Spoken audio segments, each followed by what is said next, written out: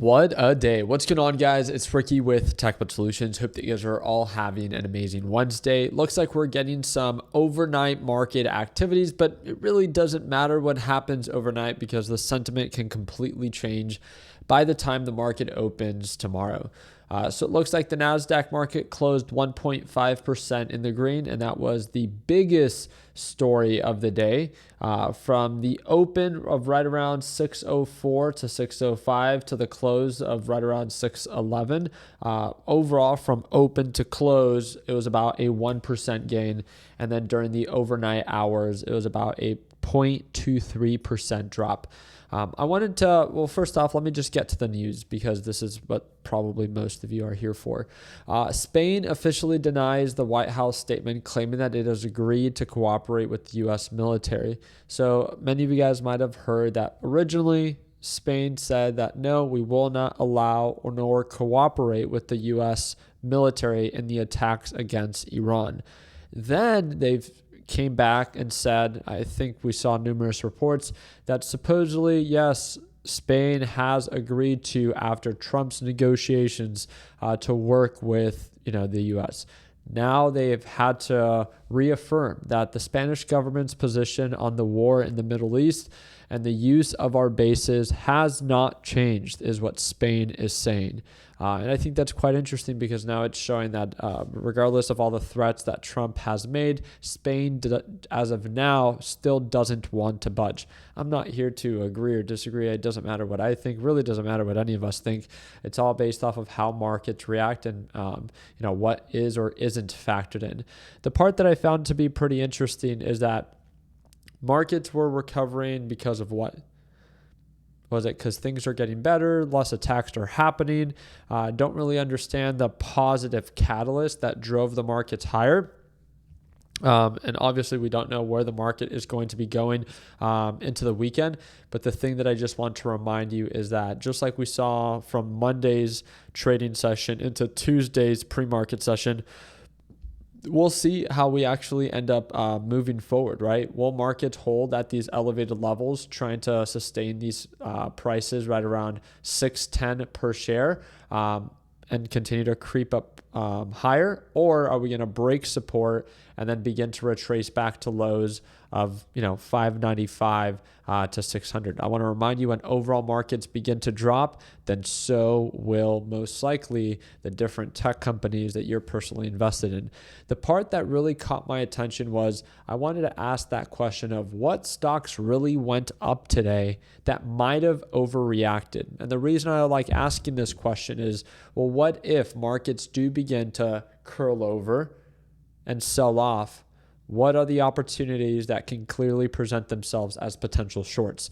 And the ones that really stood out to me is obviously as BTC pushed up. It wasn't MSTR, and I'm not going to even talk about that one right now. It was Hood and Coin.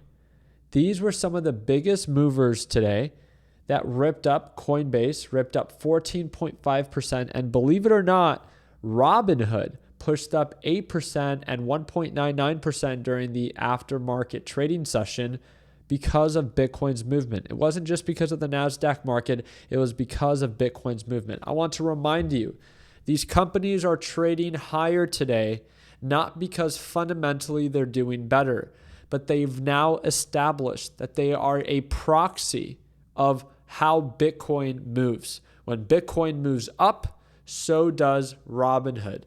So does Coinbase. When Bitcoin moves down, so will Robinhood and so will Coinbase. Again, they've established that today, that their momentum and their price is not driven based off of fundamentally how well the company is doing, but again, just a direct proxy of how Bitcoin is doing, with the assumption that that is what will bring a lot of this trading activity. So that's the part that I found to be pretty interesting, because if you look at Coinbase, especially recently, from the highs of $440 per share to the lows of $139, Coinbase has been really good at one thing the past few months, and that is losing value with consistent lower lows and lower highs. And don't get me wrong, it's had many rallies along the way, but it always gives it back. And that's why I wanted to really highlight more on Coinbase than anything else is how overbought it's become, and to be paying close attention to Bitcoin, because if Bitcoin does begin to drop and it breaks below 70,000 and then that causes another gap down, then that means that Coinbase is likely to drop as well.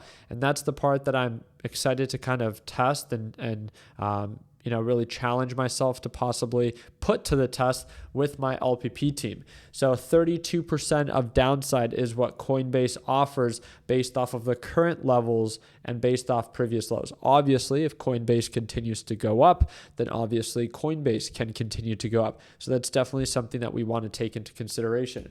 But this is just something that's encouraged me to keep a very close eye on.